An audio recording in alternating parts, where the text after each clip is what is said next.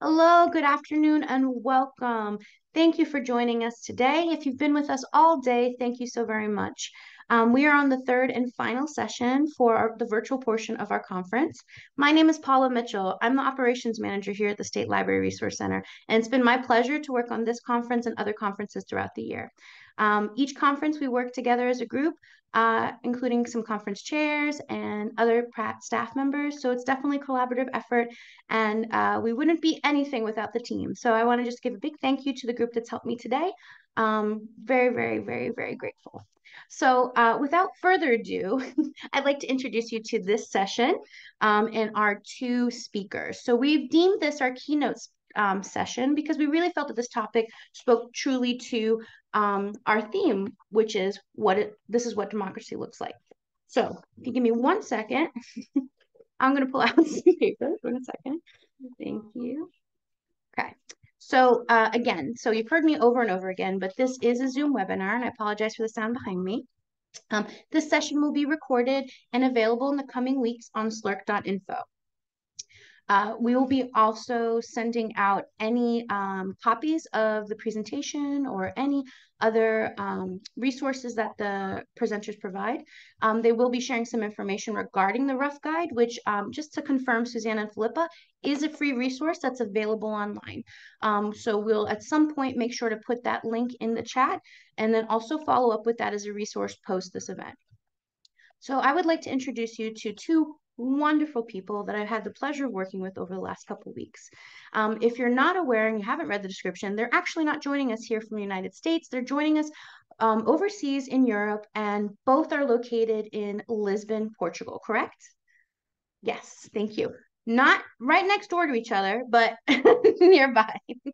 And so it's actually 7:30 p.m. over there. So we're really grateful for them to be able to coordinate some of their personal time to help us get the information regarding the rough guide that we believe here at SLRC would be a really great resource for civil engagement in public libraries for the state of Maryland.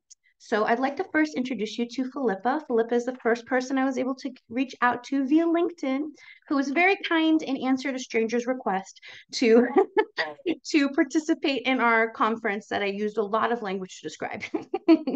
So Filipa is Lisbon's municipal library of is the head of Lisbon's Municipal Library of Belém. And please, I apologize for the pronunciations that I may get wrong during this. I am of Portuguese descent as well. My mom would be very upset at me if she. In Filipa's role, she explores power sharing dynamics with surrounding communities. She has directed artistic and educational projects at the Lisbon Opera House, the Spanish National Library, and also in rural contexts in North Portugal. She investigates and promotes critical and transformative librarianship practices. Welcome, Filipa. Thank you so much. Or I hope so, I hope to do all that. You will. We're looking forward to it. Yeah. Thank you And so much, Paula. Yeah. no problem. And next, I'd like to introduce Susana Silvestre. And did I pronounce the correctly, Susana? Did I say your last name okay? Okay, thank you. She has actually served as the director of libraries at the Lisbon Municipality Library Network from 2010 to 2021. Since the beginning of her career in 1999, she has been a great contributor to the development of several libraries in Portugal.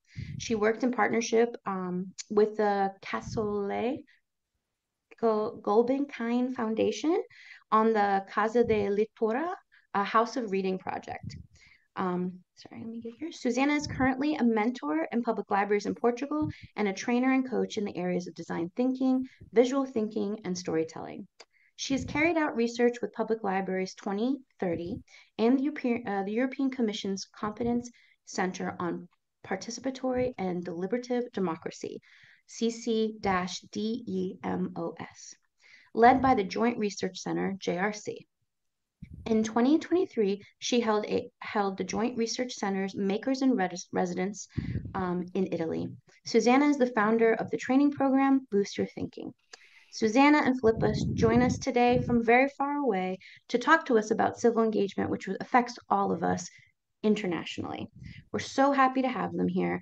The piece of work that they're describing is a collaborative partnership between the two of them, they've co-authored it, as well as other libraries, a part of the PL 2030 group organization. So I just want to thank you both for being here, and I'd love to turn it over to Filipa to get started. Thank you so much for your time today.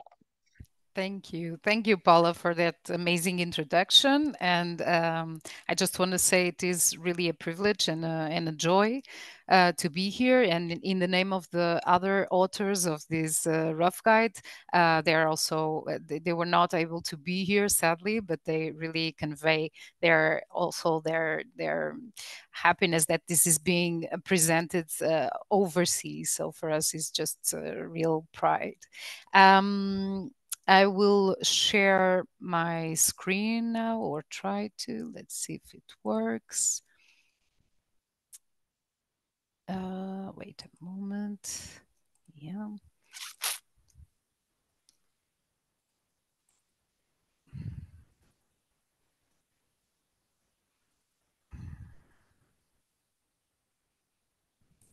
Yeah.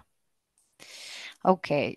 Hopefully you can see it. Paula, can you just let me Yeah, know? we Yeah. can see it, and we're on I think the very first page with the QR code. Yes, yes. So the QR code is precisely so you can download it if you want.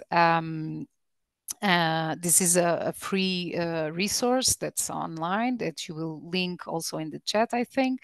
And let me just pass here. This was an output, the result of a project that was called Experiments of Citizen Engagement in Public Libraries in 2021, run by European Commission's Competence Center on Participatory and Deliberative Democracy, and led by Joint Research Center and Public Libraries 2030. I must say that English is not my native language, so if at any time I just spell something that doesn't make sense, you just let me know.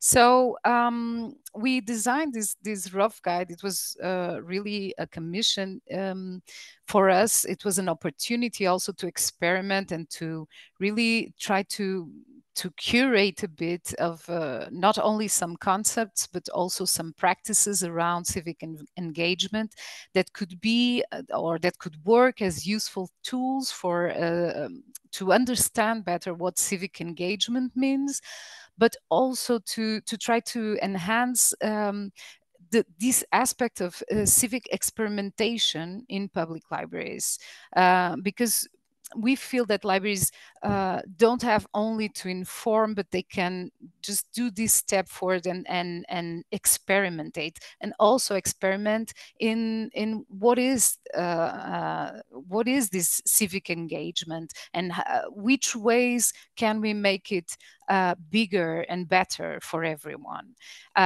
So we see public libraries as places where we can formulate the policies that we need to change or that we need to choose, and collectively address them. And this is what we think is most important on this rough guide, is the possibility to express this collectiveness, the way of working, not only librarians or not only experts between themselves, but also with the input or even the lead of the communities with which we work with.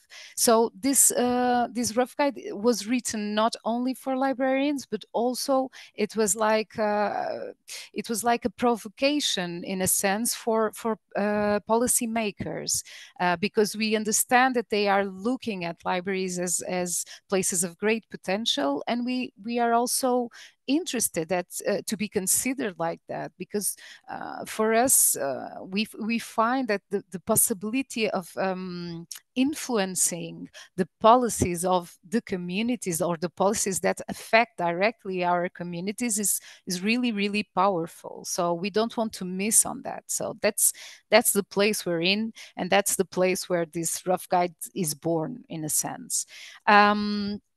So we feel that libraries are safe places to bring people to the table and to start conversations. This is a common notion now.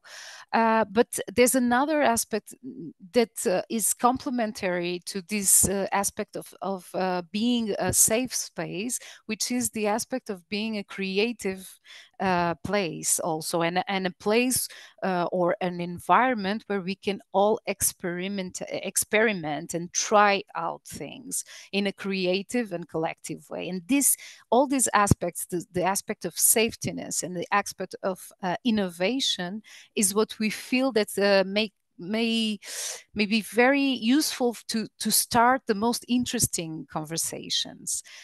So this is called a rough guide because it's rough. It's not, it's not something that revisions all the theoretic aspects around civic engagement. It's a rough guide, but it's based on practices, and very interesting practices, we feel. And you will hear all about those best practices from Susana. She will explain a bit, and she will let you in a bit about those examples that we feel that brought good achievements, great achievements sometimes, but also amazing examples.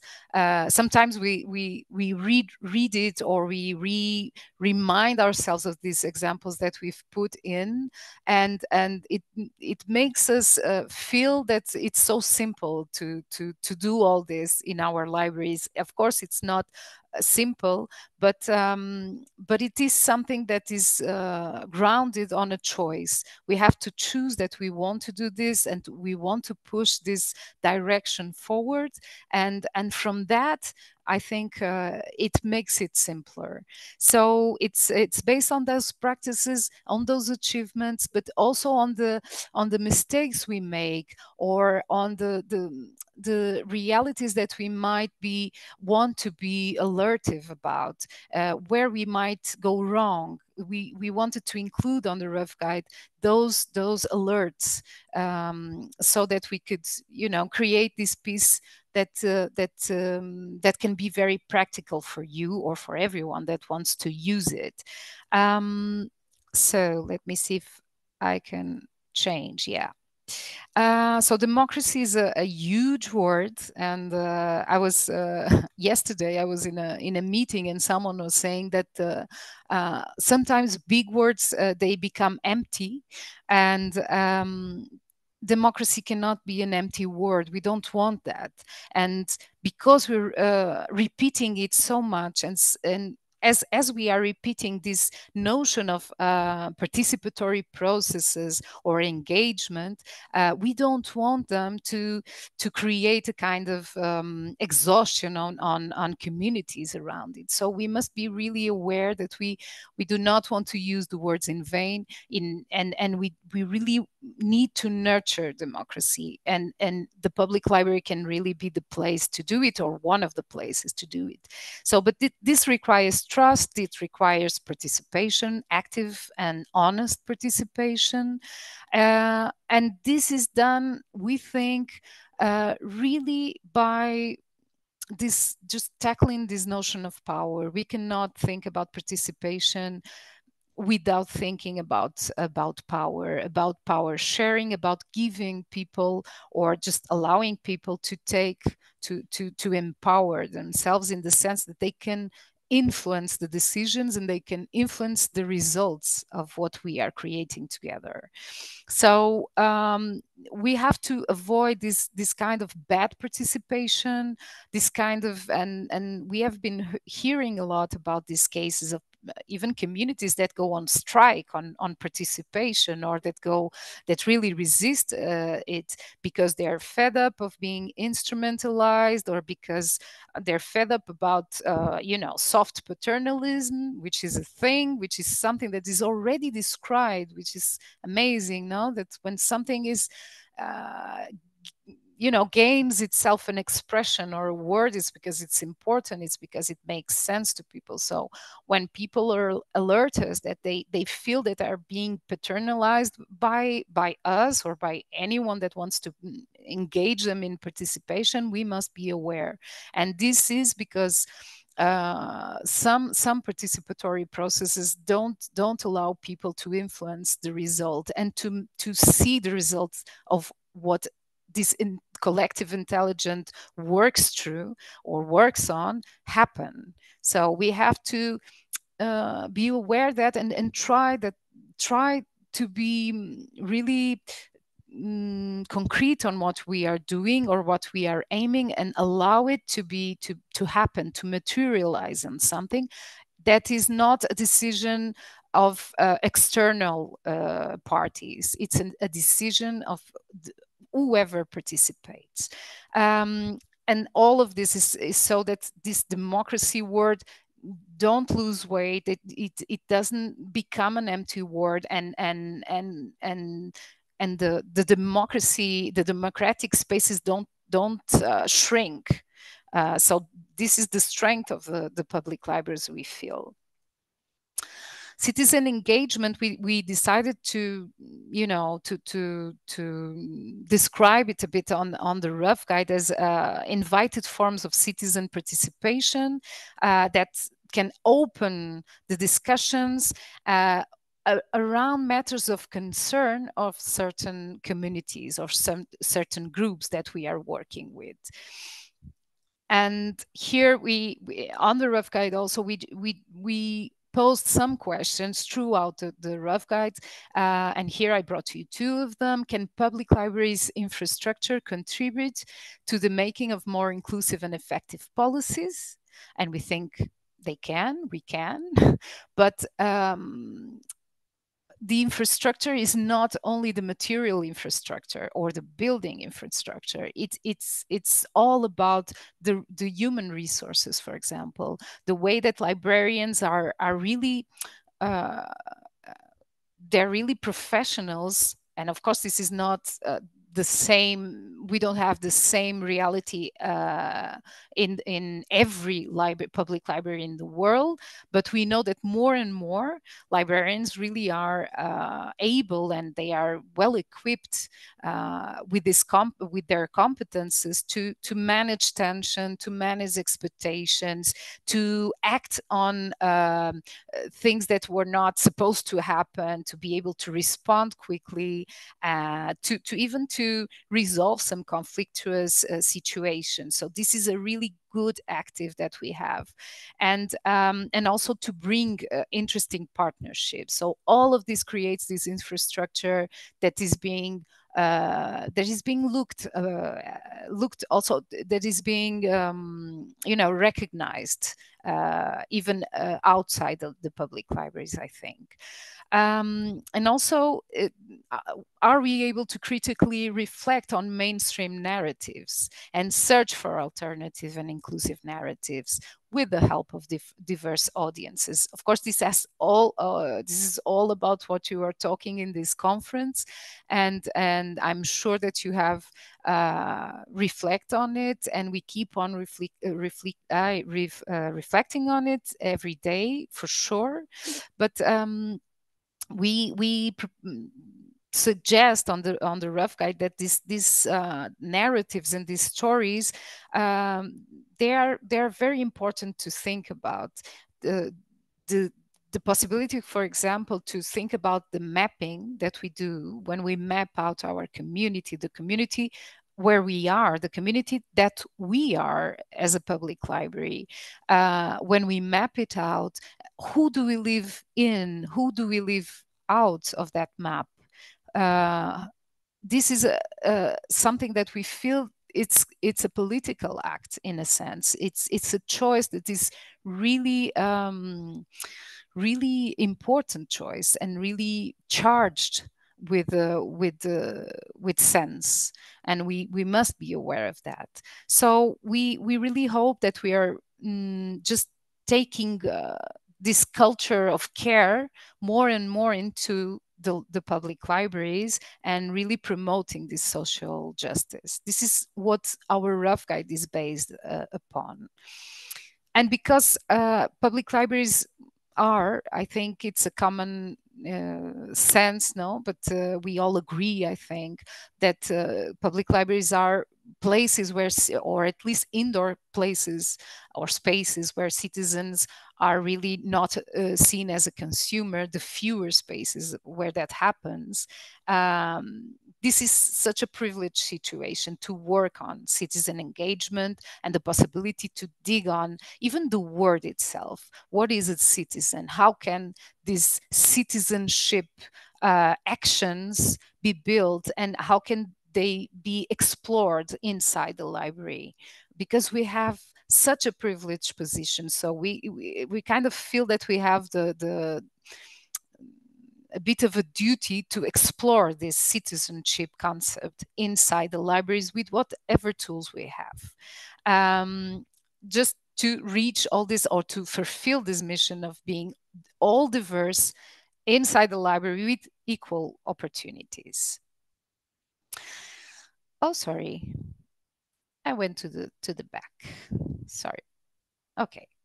So yeah, this public libraries, we also see them as I mean, we're not, I think you all have this experience probably, that when we say that we work at the library, people's eyes like shine, and we feel so much love for libraries. I hope that's your of course, in the United States, you're also going through so many difficult processes around libraries and around banned books and all that, and it's reaching Europe also, unfortunately. Not reaching, but it's happening also here in a much different way. But the majority, I think, the majority of people feel that public libraries and a library is something charged with much love and respect. So it's a great active, because it's built on trust, because it's built on creativity, because we bring all these partnerships and all these different people in, and also this aspect of the everyday life, which is something that is so important. We have people, and I think this is a reality everywhere in the world for public libraries, that we have people spending the whole day and sometimes every day inside these houses that are theirs, as much as ours and as much as everyone's. So this is such an important aspect that I really don't find in other places, even other cultural infrastructures, and that we really keep on finding in the libraries. And I think policymakers are recognizing that, and this comfortness on being together is what really position ourselves to be able to create this collective action. Books, we didn't want to leave them out, not even the words out of this presentation and out of our toolkit, because they are our primal elements, and because they trigger they can be good triggers of good conversations, of bad conversations also, but in a sense of a dialogue. And they can help us explore ideas and bring those ideas into action. This is the difference that we want to keep on trying to make. Not just books as information, not just books as a good conversation starter, but also how can our situation give way for action, real action, in the sense of changing our communities, being able to change and to influence the way that we feel inside the community. And the ideas that books can explore, that we can explore through books, they can be harmless or they can be daring.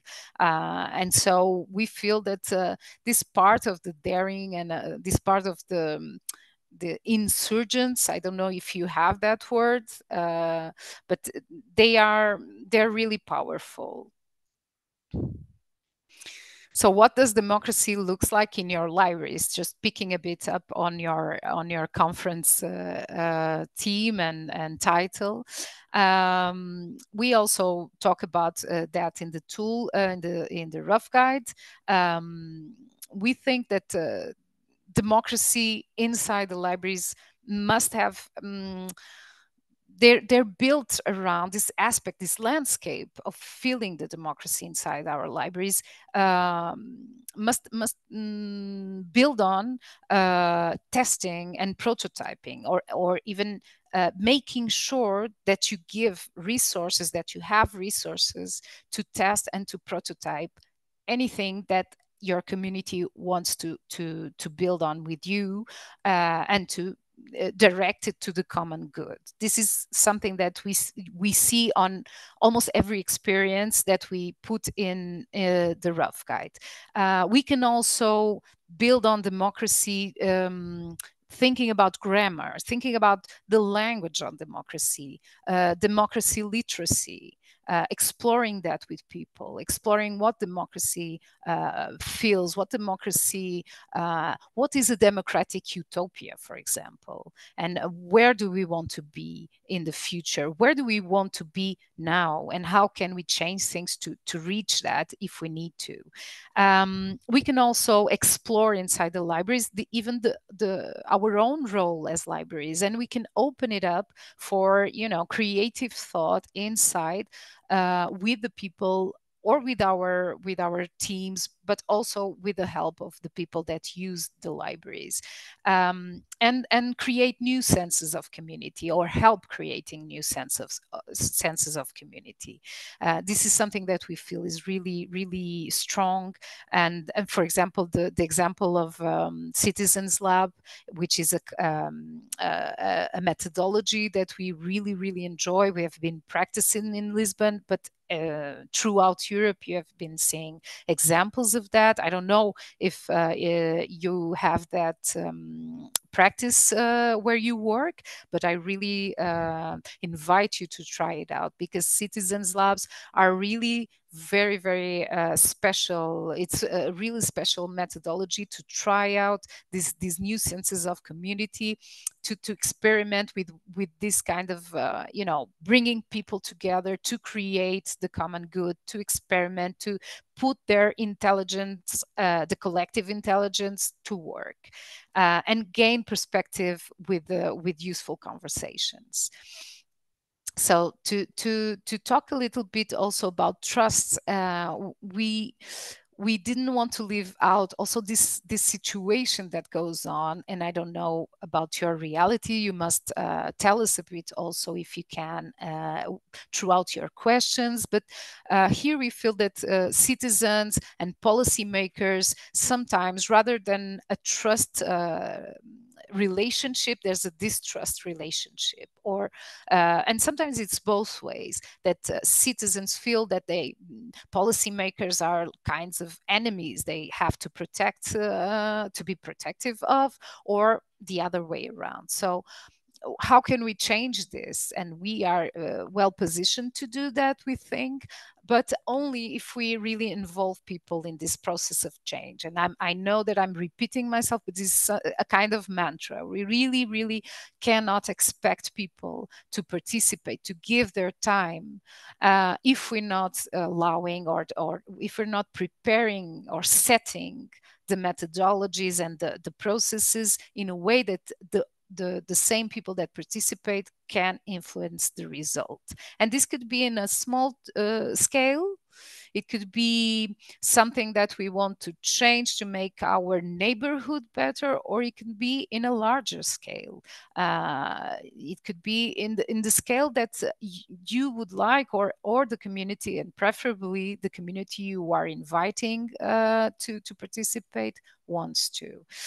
And this is all pointing on to this positive civic environment, because there could be a negative civic environment, and this critical eye should be with us every day, in a sense. So we won't exhaust people, we won't instrumentalize people by preparing something where they feel, they get enthusiastic about it, but then it's like they feel like puppets, because we didn't really allow them to change and to use the power.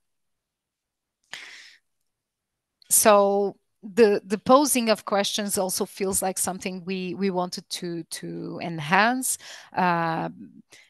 people have to be able to answer if was this meaningful to me as an individual or to us as a collective. Do I understand the purpose? And this goes also both ways, in the sense that we are all citizens. We all have the experience as citizens to have participated on something, and we know how it feels when we don't understand the purpose, or when the conversation didn't happen. It seemed like it was going to happen, but it didn't. So this is the worst thing that can happen, and we really have to pose these questions before.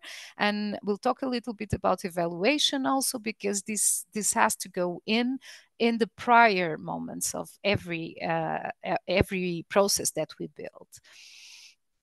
I just brought you this image because it has to do with it's a Roscoe Central Library in 2021 released, and there's also the QR code.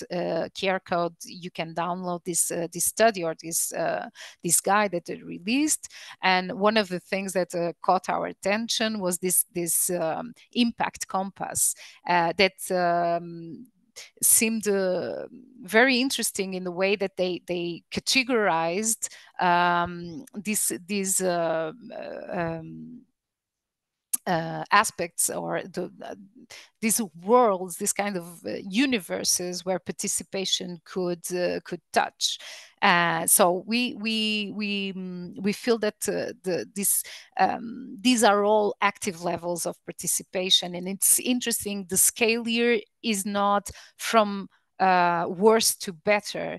All that's inside that sphere is important. Some of the processes go more to a dreamlike universe. The others go more to a tangible change of one community. Others have to do more with creative skills, and others with points of view, trying out points of view, and also, for example, Doc One Library has this amazing democracy gym actions going on, where people get together and they train the democracy muscles.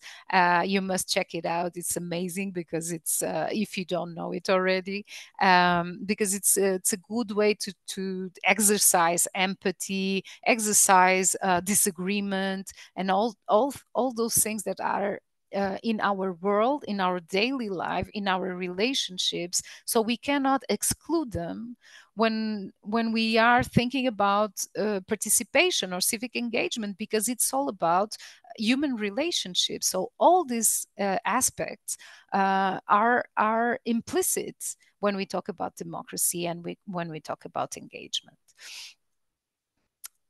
These are two pictures of two of the processes that we also brought in the rough guide.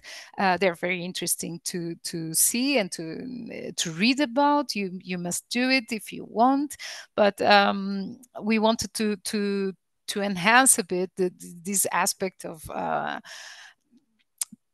just going from a transmission model to a caring model, and to a model that has to do with this relationship building, and not repeating these authority models, just letting our guards down and experimenting, being one in the community, being the community, and being participating as ones, no, as in a big parity level. We can also talk about, I don't know if Susana will present, but again, the citizen libraries, the citizen labs experiments. We have also an interview with Marcos Garcia, which is a cultural professional in Madrid. He tried out this methodology for so many years, and he was always saying, you can read it in the interview if you like. For him, the haven or the utopia was that every public library had a citizen library inside of it, and people on the streets could just pass and see something that was not good, or remember something that they would like to change, and they would know that inside the library there would always be a space where you can practice throughout this methodology of citizens library, inviting people to work with you, to exchange information and competences and skills, and to build something that would improve this neighborhood, this community, or our lives.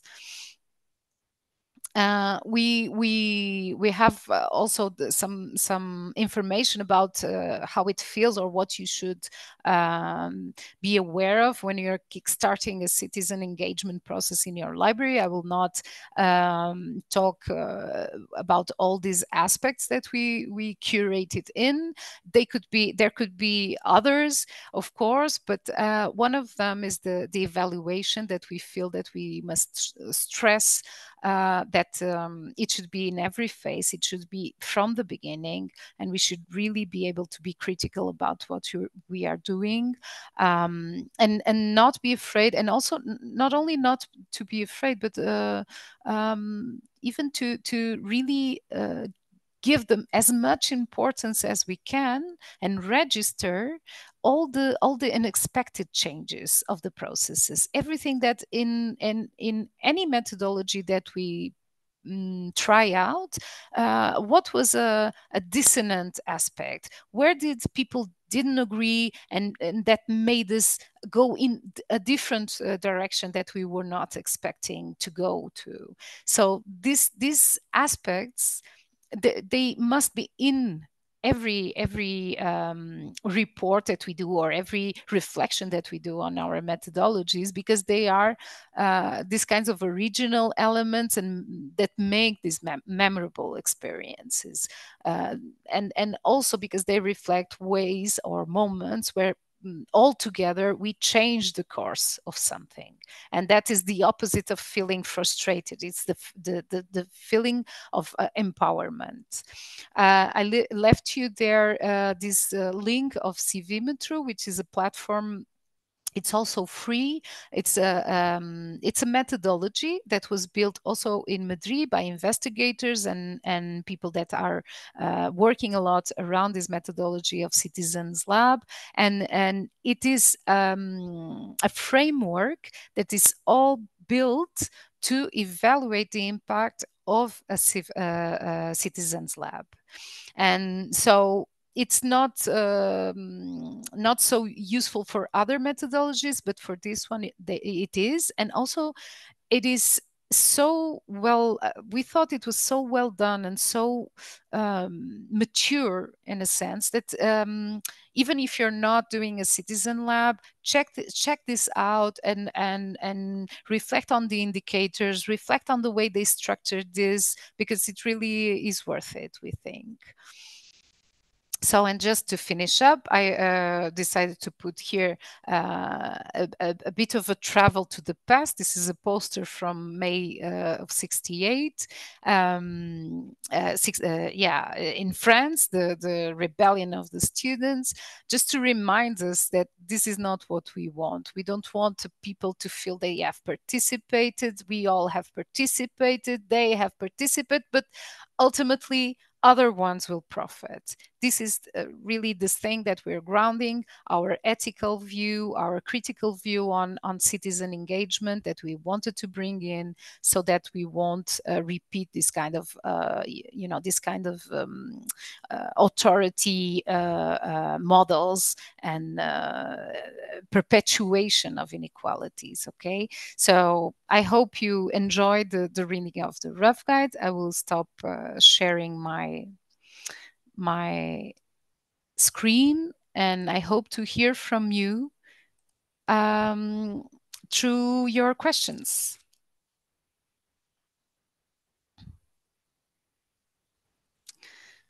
And Paula, I don't know if you want to come in, or just Susana step in. Yeah, Susana can go ahead and do her portion. We don't have any questions in the chat yet. We'll do the Q&A towards the end. Okay. Thank you. Okay, now I'm going to share my screen. Let's go.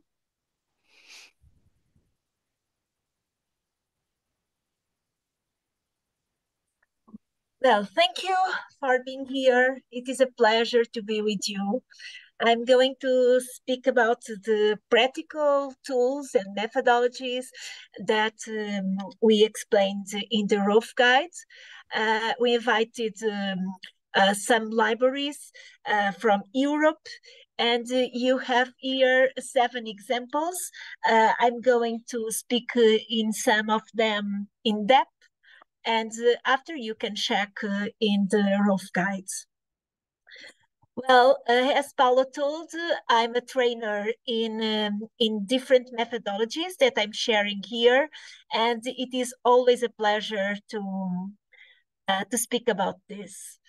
Well, some of ideas that Filipa shared with you are here, but the first question is that what role can public libraries play in citizen engagement process? And I want to highlight that public libraries can act as inclusive forums and active agents that enhance the social impact, play an important role in the domain of policy making, and actively contribute in the rising of decentralized models of democracy. And in the Rough Guide, we shared a figure like this, and the idea is to speak about how easy, or it is easy. Of course, you need to know what do you want to get from the audience, to get from the community and the participants. But it is very, very important to define the role that libraries should have in the community, and what are the expectations of the community and the library. Of course, it is very important to think about what objectives do we want to achieve, and what results at the end do we want to have and to share with people. It is also important to select topics, issues, and questions to discuss. Of course, we have some examples here that there are some trigger questions that were used in some case studies that were very, very important to enhance and to empower the community being more active in the participative process. Also, it is important to select the methodology and the tool to use, because we have different tools that we share in the Rough Guide. Also, you have diversity tools that you can combine with each others. You have an ACT catalog that is here in the Rough Guide. And you have different tools that you can use. For example, if you are in a participative process with your teams or with some stakeholders, you can define which issues do you want to get, and what kind of results do you want to have in the end of the participative process. When you are working with communities, and when I speak about communities, I'm thinking about different communities, not only a community, because it is very important when we put in practice a participative process to define with community we want to work. For example, if we are speaking about a neighborhood, we can have different people from the neighborhood, like residents, local associations, cultural and sportive associations, but also we can have some politics that come from the parishes, and also students and so on. It is very, very important, because it is impossible to have a participatory process and to engage everyone at the same tool. And also, it is very important to identify partners and stakeholders. Of course, we could. It is necessary to map out the community. and to get citizens indoor, because if we don't do first that work, we don't know which one we want to invite to be in the participatory process. Here we have the first case study. It is from Ghent in Belgium. There is an error in Ghent, is G and an H after. And this is a great example what we can do in a library. This building is incredible. I went there last year and it is wonderful. You have there the library, the Ghent University, also I don't remember the name of that, but it is also the laboratories in nanotechnology, and they decided together that it was very, very important to think about health and how they could speak with citizens about health in the city.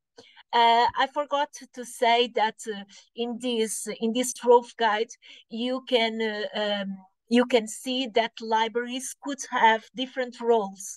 For example, they could be hosting a project, and in that case, they assure they have the space, and everyone can go there, and they could recruit people or offer only the space. They can participate. In that case, they take an active role in a process initiated with other organization, or they can engaging. That means initiating and carry out the citizen engagement. They are free to do that, and they can choose the partners and the stakeholders. And in this case, it is very, very a very good example, because you can see that they in practice dialogue cafes, that is also called word cafes, and Makeathon. And in that case, they selected different people from the community. They also invited students from different subjects and interdisciplinary disciplines, and also doctors and people that come from the laboratory that I was talking with you. And at the end, it was very nice, because they prototype different projects, and people could see what they said and the ideas that they gave in the dialogue cafes. They could see in a concrete way how could be the results. And that is a very good process that we can do, like Filipa was saying, in citizen labs. We can show more than speak about. There is another example that comes from Aarhus in Denmark, that is Dokwan. And in this case, the library participated in a citizen assembly. And in this case, it's very, very interesting to speak about a different way to engage people. A citizen assembly is put in practice with a citizen, with a city council or from the government. And the idea is to select people from a random, and people that come from different situations, demographic, social, cultural, and education situations, and also ages, different ages, and they could give their examples, their ideas, their opinions, and there are facilitators in the process, of course. And at the end, there is always recommendations to give to the city council or the government. In this case, they were speaking about how to reduce CO or in private transport. And it was very, very interesting, because they the result were 9 recommendations. And you can see also the recommendations that came from the Citizen Assembly. Here is another example that I love too. It comes from Italy, from Multiplo Library. And for a period of 10 years, they worked with the customers and the users and so on. And they did this, like they said, the same projects, the same activities, and the users were always the same.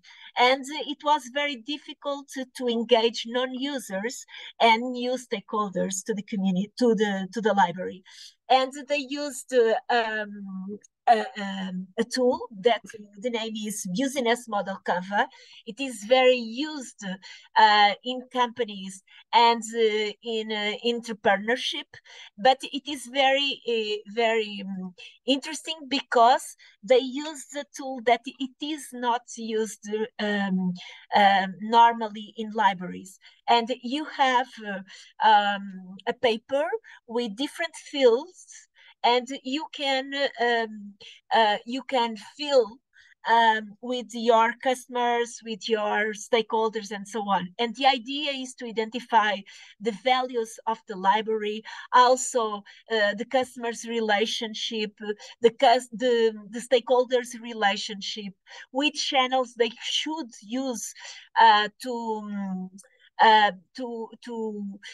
to speak about the library, to advertise some activities and so on. And at the end, they have the identity of the library and what they could do for a plan with 10 years. And the idea was to have a strategic plan for 2030. Also, you have an example, a case study that comes from Lisbon Libraries Network, and in this case is very close to us. And in this situation, we use different tools. The first idea of this project, an university, a science university from Lisbon, they invited us to join the project that is called Biodiversities. And here we have two examples of that project that was launched by European Commission. And also Public Libraries 2030 join the project and worked with us. And we did a word cafe, a digital word cafe, or an online word cafe, and we invited different people from the territory that should be implemented at the library.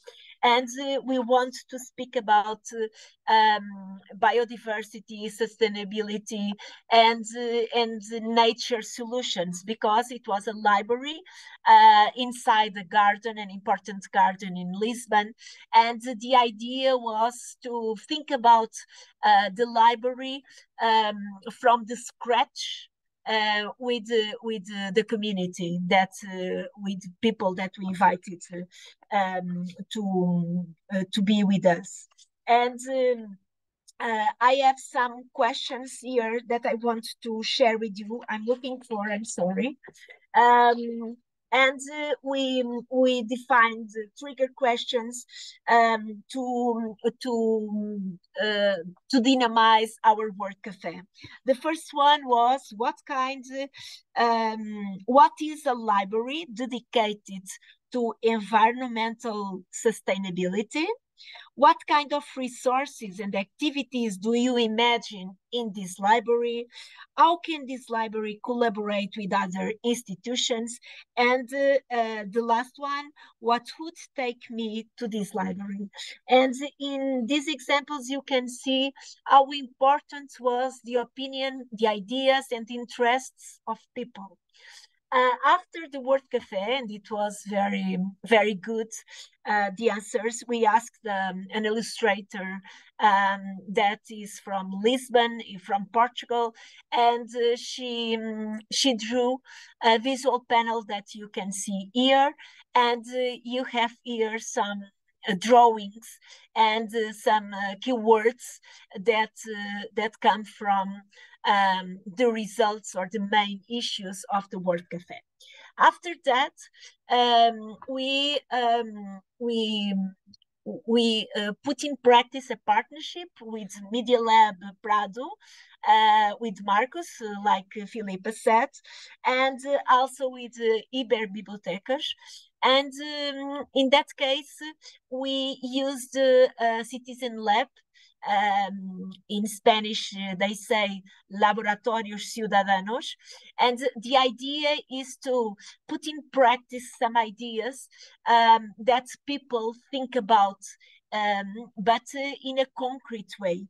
And we invited the community. We had an open call that the project was called Pieces for Gardens, or for garden.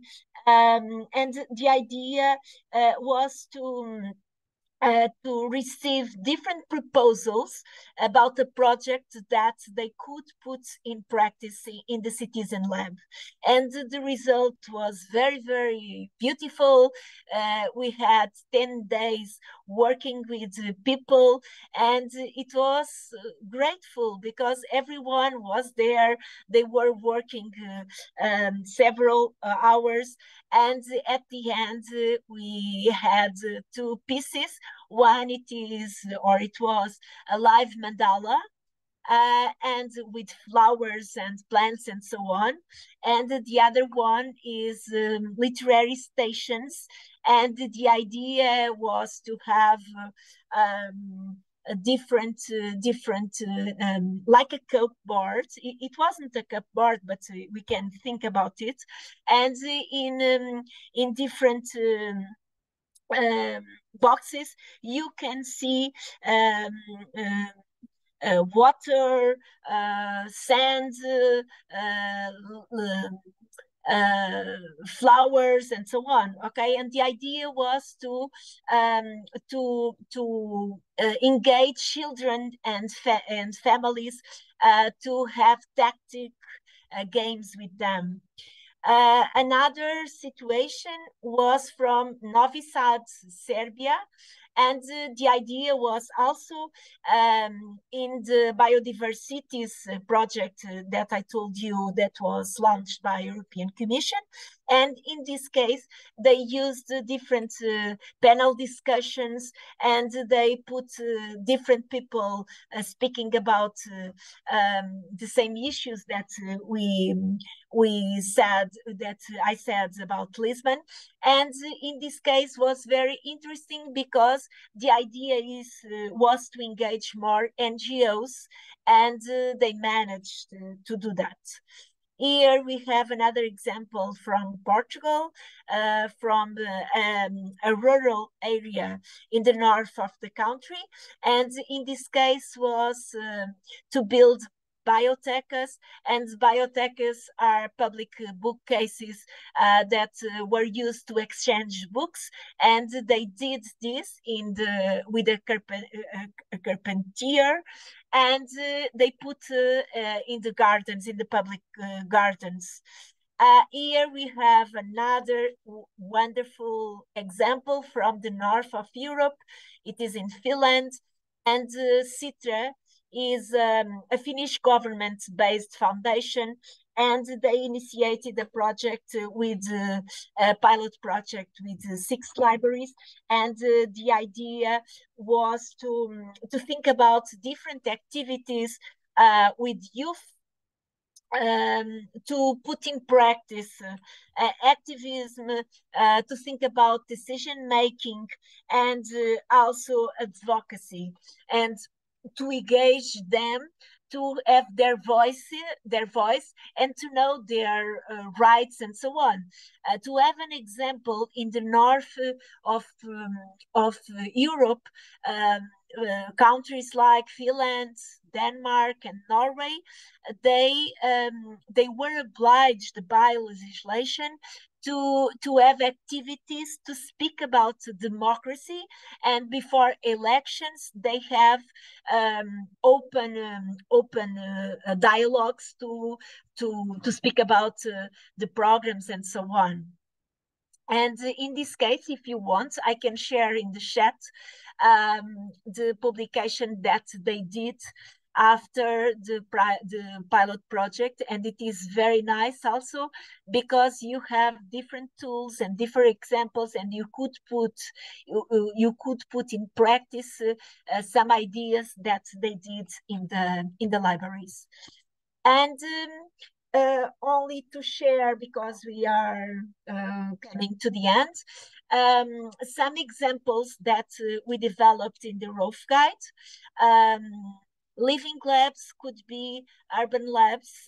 In the Rough Guide, we speak about an urban lab that happened in Norbia in Serbia, and an urban lab, it is something that is very, very important, that you can use, sharing ideas with the urbanism departments in the city council, or citizen participative departments in the city council. Also, I for 1 year I worked in urbanism, putting in practice participative process with people to think about some avenues in the city, and it is very, very important because I understood that being a librarian, we could do different active roles in the society, even when I was in the urbanism. You could have more examples. How could you put in practice citizen assemblies, word cafes, design thinking, focus group, and you have step by step what you can do. And of course, if you need, I could share you some practical examples. At the end, and to finish it, I want to say that everything is is amazing, but we shouldn't forget that there are a lot of challenges to put in practice citizen engagements, and I want to highlight some of them. Trust is the ability of citizens to contribute to whatever they are discussing. Don't reduce the participation process to bureaucratic procedures. Focus on the help you can provide to produce tangible benefits. Ensure that stakeholders and partners are honestly committed to engage with the community. Include marginalized populations and minorities in participation and decision making.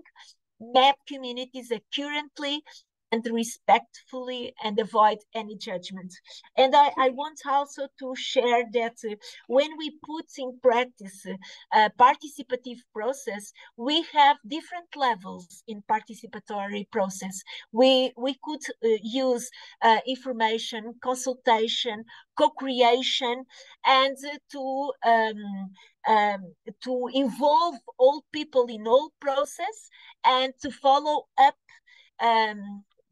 participants what is happening, even when we are speaking about situations that we are doing in the city councils and involve politics.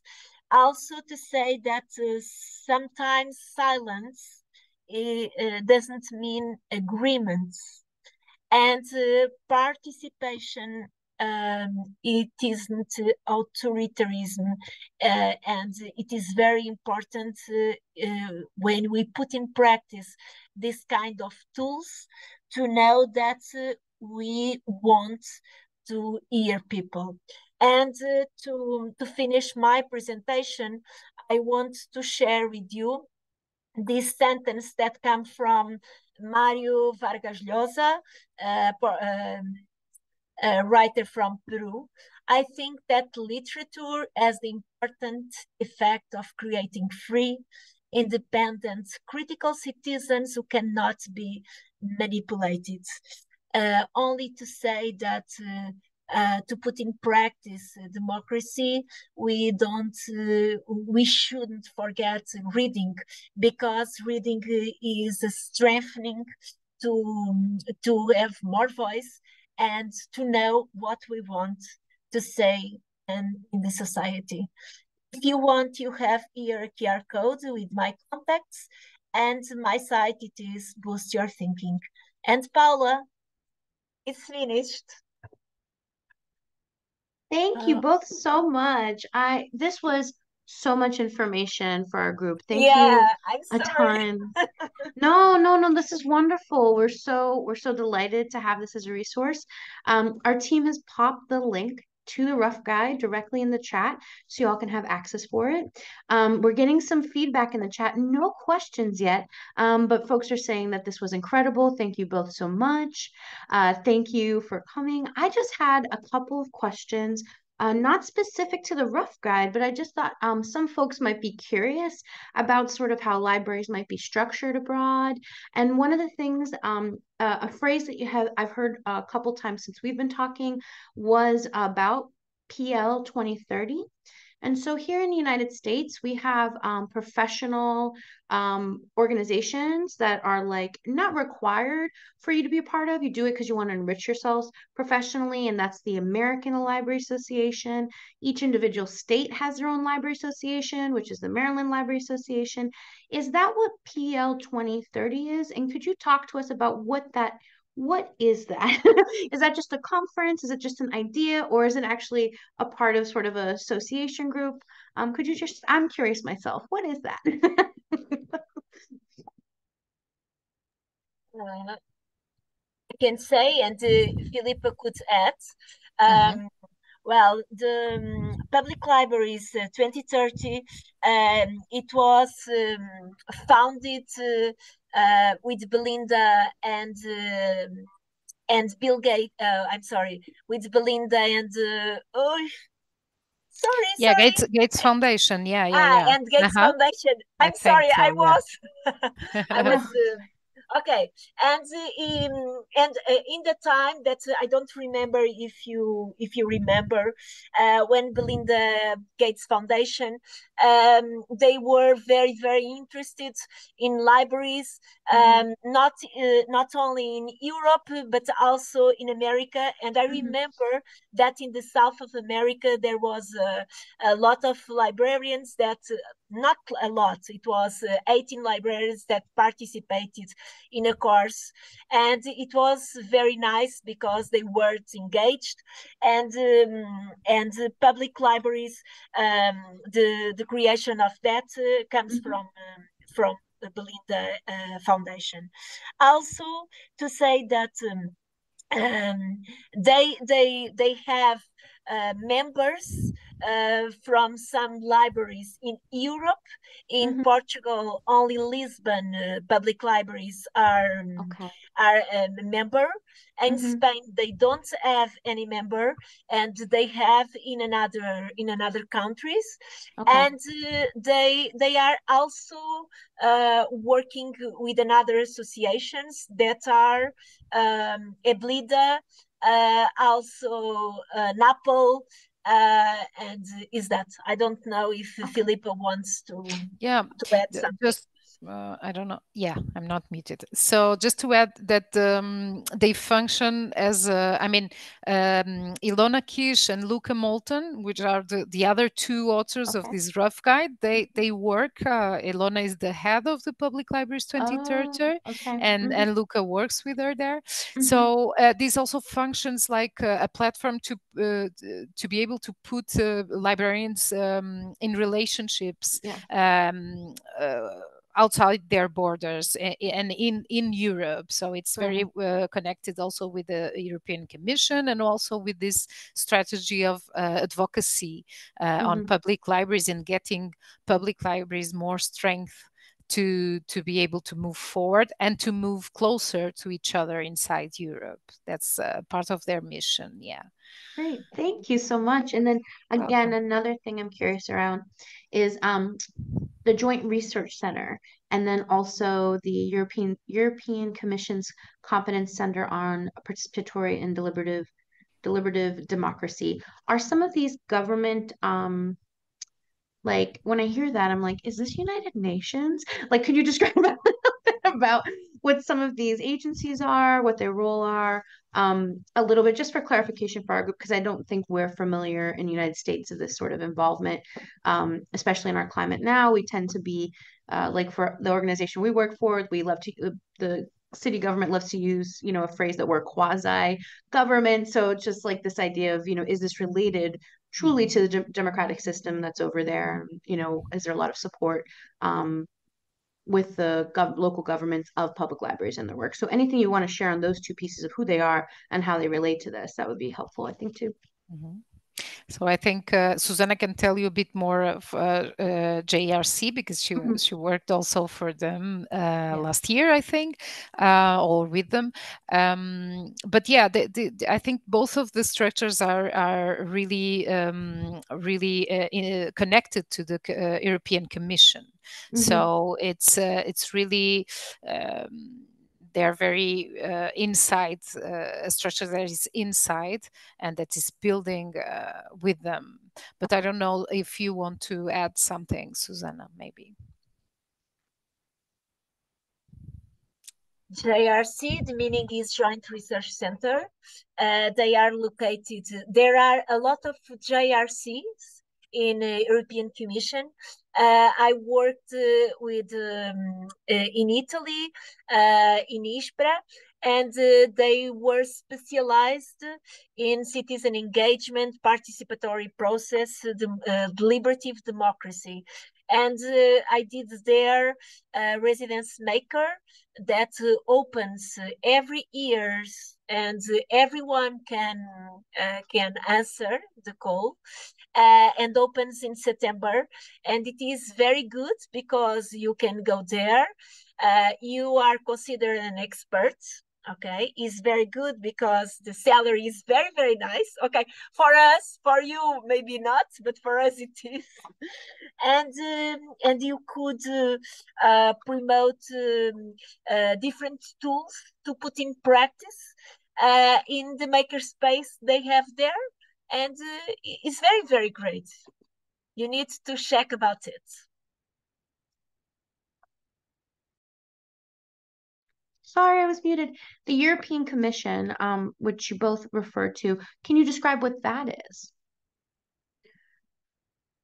Thank you. Just because I'm going to be very transparent, I don't know specifically, and I imagine others don't either, and we don't want to look stupid, so we're not going to say. But could you mind sharing? Well, I can say something, and Filipa could add also. In Europe, you have some countries that belong to Europe, and some of them aren't. Okay, and you have also an European Union. Some countries, okay, are in that union, and the idea is to have the same coin, okay, to advocacy for the same human rights, to have when it is possible to have the same politics. I'm sorry, to say the same policies, and the European Commission is a big organization that is located in Luxembourg, in Brussels, in Italy, and and in Spain, in Sevilla, and another country that I don't remember. And in that case, they work with the members of Union European, and they have board members, and they discuss the political issues that are very important. For example, in case of wars, that we are facing 2 wars at the same moment, and for is this is a short description, but we are Portugal is in a European Commission, or I'm sorry, in European Union since 1986. Okay. Thank you so much. I think that was really helpful for people. And then we still don't have any questions, but I have one last question. And for me, it's always about connection and building relationships. So, I spoke of all these sort of associations we have that allow us to connect. We go to conferences, we see ourselves, in the state we connect, and then we see ourselves around the country. Is there any sort of platforms that you're aware of that folks, like maybe even group of people that are here today, that would be able to connect with librarians in other parts of the world? And so I know of IFLA, but I'm not too sure if that's something that you all participate in. But do you know of any other avenues of ways that American librarians who may want to reach out, connect, and support librarians who are doing work in Europe? Do you have any recommendations for ways to get connected? That's a great question, Paula. We were not prepared for this question. I know, I'm so sorry. This came up Oh, no, Sorry. no. On the top of my mind, I know that PL 2030 is mostly about European libraries, but one of their board members is David Lankes, for example, so that you all know probably. So I would guess that they can put you up in contact with several other organizations around the world, because they know lots of people, and they work with lots of people around the world. So their mission is to connect European librarians, but they are amazing team, and they will never leave you without a contact or a connection, because that's all they are about. But yeah, I don't know IFLA that well myself, but I don't know, Susana, if you remember of any other platform. Go ahead. Filipa remembered David Lanks, and that is grateful. And also to say that Eric Bor, I don't know to say the name because it is a Deutsch name, but he works very close to David Lanks, and he is also he is a wonderful guy, and I talked with him yesterday, and I could put him with you in a conversation with you. Maybe he's very good, because David Langston is in United States, and Eric is in Netherlands. Okay, and also I remember that it's very good to speak with Bibliotecas. It is in Brazil. Okay, and I think that is very, very good, because you are very close, and you could exchange ideas. I could also to share with you the contacts. Also, there is a foundation. It is in the south of America. It is in Colombia. Is a friend of mine, the president, and the name is Fundación Biblioteca. Okay, and they are doing different things. Also with Europe, I worked with them when I was the division of public libraries, and also I don't know if do you know CERLAC. It is also an association that is located in Colombia, and it is also a friend of mine, and I could put you in connection. Also to have Belinda Gates and Foundation, please contact them. It is very, very important.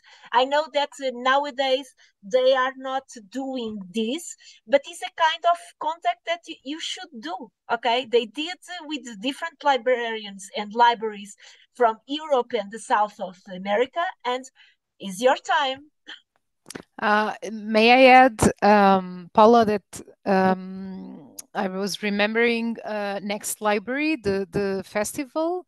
You must check that out, because it's a great way. It's of course it's far, and it implies some budgets, but it's such an amazing place to be, and you can meet librarians from all over the world. So that's one place to be, and it's around May, I think, and it's like 3 days where we prove librarians are all crazy, and we can all dance together, and we go crazy, and we really share lots of things. And also thank you, Susana, for bringing all those contexts of South America and Latin America, because our colleagues there are doing Brazil, Colombia, Bolivia. They're doing such inspirational work in really in very delicate situations, very difficult situations.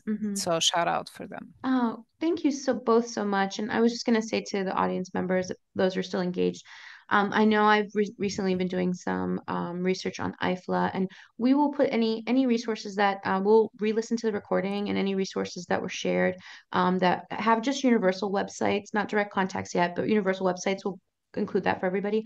But I do know that IFLA's conference is similar to an ALA conference, and we'll have at times virtual components. And so we'll do a little research to see if Next Libraries has any of that as well, and share some information. But we are so grateful. I just wanted to, this is the first time that we've done sort of in a sort of a sister city, sort of connecting with members across this big ocean. And so I just wanted to continue that for us and for librarians here in the United States to broaden the perspectives. I think each of our countries and cultures have differences in how we eat and how we talk, but it seems that we are all kind of struggling with what our place is in the world and how we can help those around us. And so what you shared today was 100% relevant to the work that we're doing here. I know in Baltimore City, I imagine a lot of you on the call now can feel that relevance as well for you. So very grateful for this. Do you have anything else you want to impart or share with the group before I turn it over to Liz to just close our conference? Yeah, really thankful, and hopefully it would have inspire you in any way. And please reach out, Paula. You have our contacts now. We're friends. Yes. This is all about these relationships. So, I mean, in any way possible that we can help or just share visions. Today I was in a place where lots of librarians share that idea that we don't like to feel alone. We don't need to feel alone. So when you have this sense that what happens that side of the ocean, and here also similarities, these similarities bring us together, and we don't really must strengthen our position to get forward. So thank you. Yes, thank you, Filipa. Thank you. For me, it was really a pleasure. You are so amazing, Paula. Oh, thank you very much. Yes, you are very, I love your laugh. You are always smiling, and that is very, very good. Also, to thank you to the audience. I read some commentaries in the chat. Thank you for your words. It was a pleasure to be here.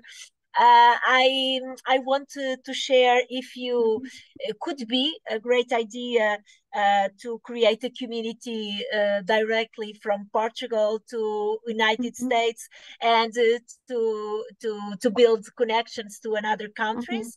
Here is my website. You can send me an email. You have a lot of trainings there. If you want to know more, please do that.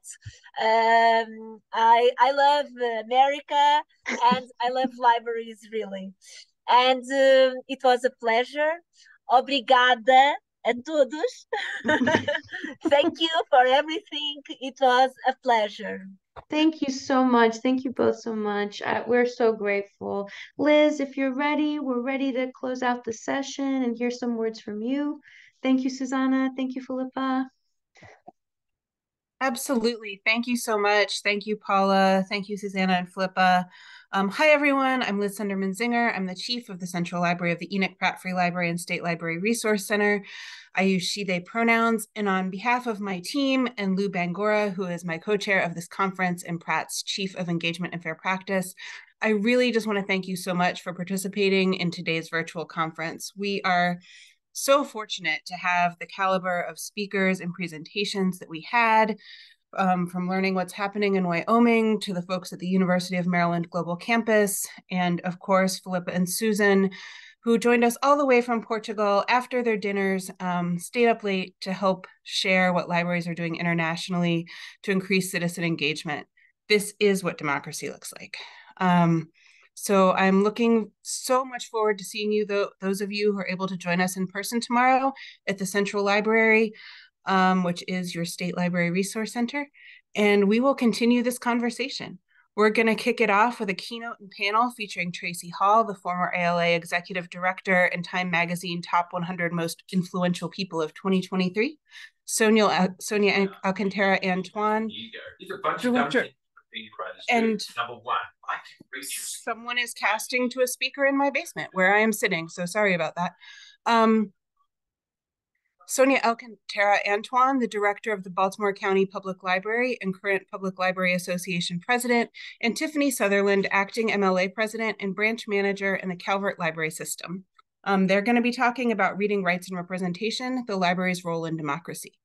We're also going to have excellent presentations and conversations around civic challenges, accessibility, transgender representation, social justice programming, sensory programming, voting, and the 20th anniversary of the African American Department here at Pratt. We will round it all out with some great food from Baltimore small business owners and the chance to learn and celebrate about Navratri, the Festival of 9 Nights, which is a celebration of courage and power in India that is currently going on. So please let us know how you enjoyed your experience today. The State Library Resource Center holds 4 conferences for library workers each year, and we depend on your feedback to ensure that we're giving you the content you need in a format that works for you. If you get the chance, please thank the team that's made this virtual day possible: Lou Bangora, Emily Tanner, Megan Hebern, Jessica Russell, Genevieve Purchase, Damian Hughes, and the ever-amazing Paula Mitchell. We appreciate your participation in our conferences, and we hope you have a great evening. Thank you. Thank you, Liz. Thank you, everyone.